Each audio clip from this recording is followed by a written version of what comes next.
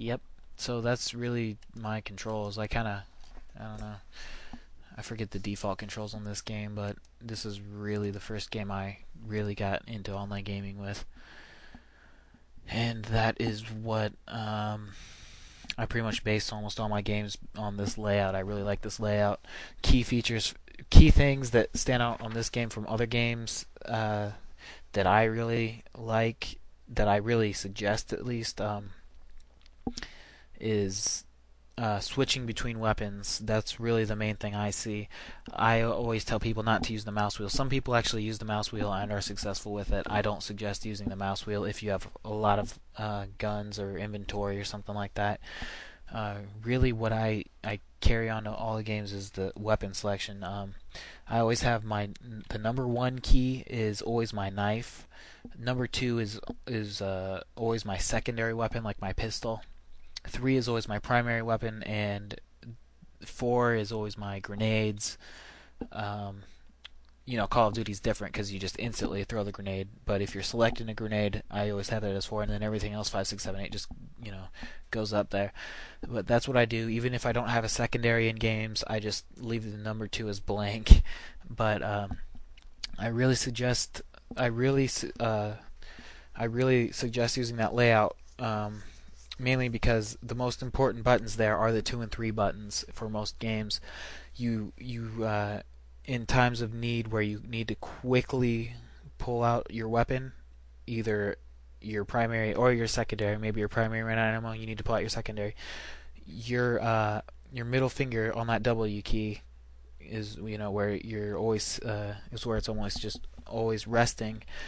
It's just 1 key away to either the 2 or the 3 button. It's really quick press. You don't waste like any time at all pressing those. The grenade key, that's the grenade and knife. Those are both equally important. They're ranked second, at least on the buttons needed to be pressed for most games on my ranking that I'm doing right now, out of nowhere, off the top of my head. But those you almost always have a little extra time when you got to pull them out. It's still not a very big move or anything to press the keys. It's a keyboard, so you can access it easily, and quickly. But the most important thing is the 2 and 3 next, and then after that is the 1 and 4. So that's my quick suggestion when you are trying to figure out your layouts for weapons. Okay, I haven't wasted enough time. What's this, half an hour without playing games? Okay, let's get on some games.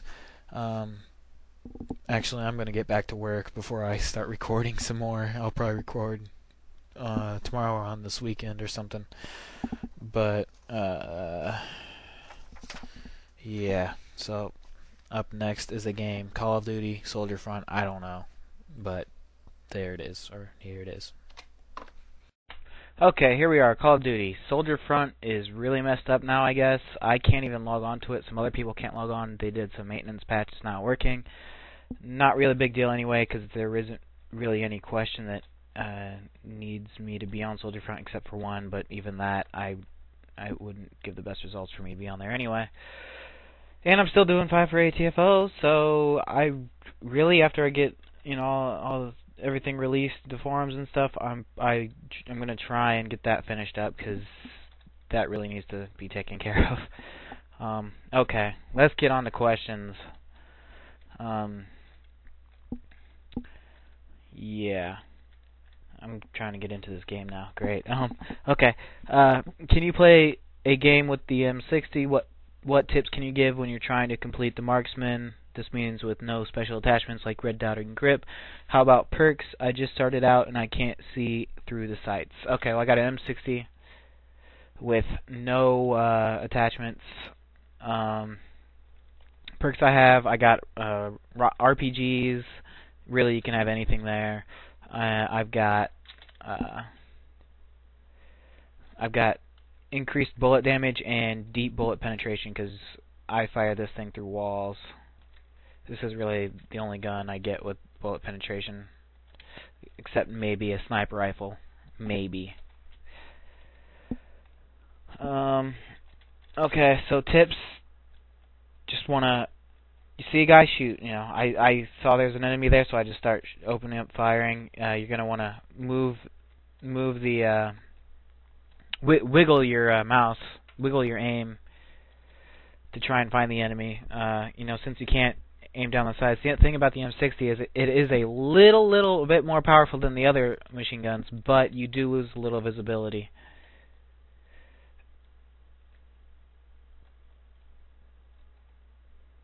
Ah, crap.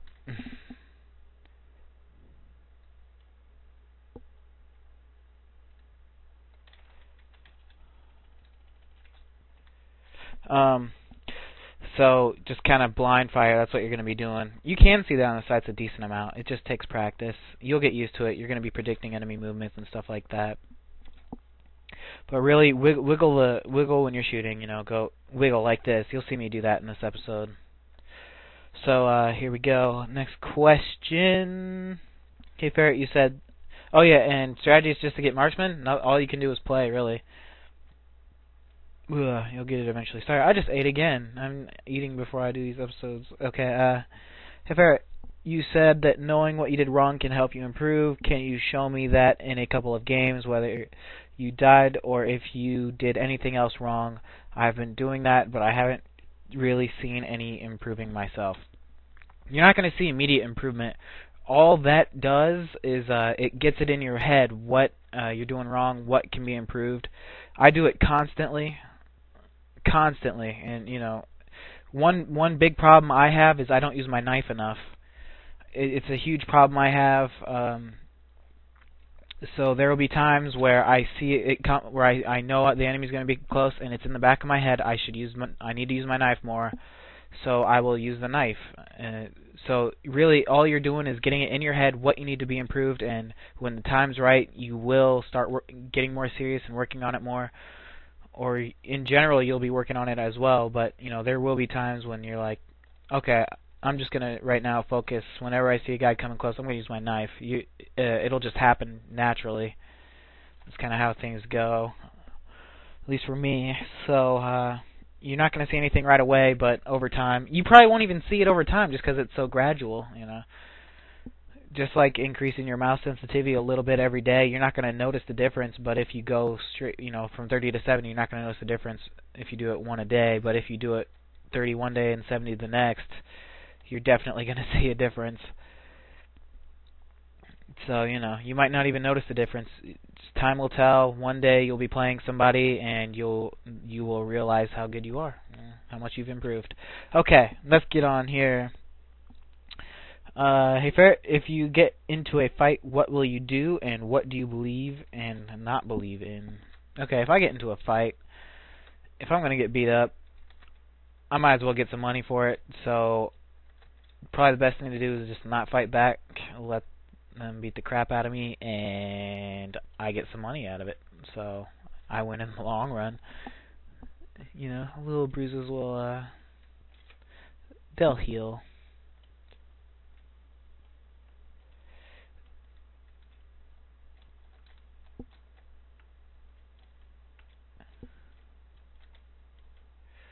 Let me just do some fighting here. Use your map, I guess. That's another thing. Just basic strategies. I got some more of them here. Yep. Okay. What do I believe in? Not believe in? I believe in myself that I'll get a job done. If I have the proper knowledge, I can do something. I believe in you guys with the forums and all this stuff. I think if we all work together, we can. We'll all be better off in the future if we all get on those forums, our forums together. You know, it'd be great. Things I don't believe in, handouts. You know, I think, well, if you work hard for something, you know, you're not going to get something for nothing. You got to put some work into it, and maybe you put work into something and not get anything in return, but that's the risk you take. So, put work into your stuff. I don't believe in handouts. Okay, next question here.